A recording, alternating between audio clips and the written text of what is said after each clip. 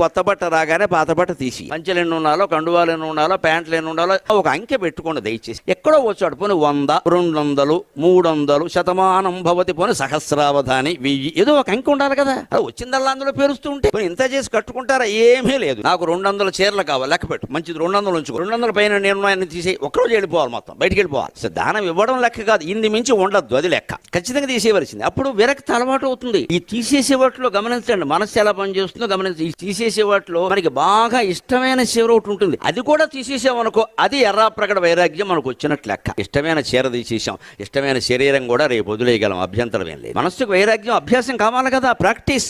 వైరాగ్యాన్ని కూడా అభ్యాసం చేయాలి. అభ్యాసం చేయాలంటే మనకి బాగా ఇష్టమైన వాటిని ఏడాదికో, 2 ఏళ్లకో, 3 ఏళ్లకో తీసిపారేయాలి. నాకు అక్కలేదు, తప్పదు కదా. 90 ఏళ్ళకైనా చావు తప్పదు కదా.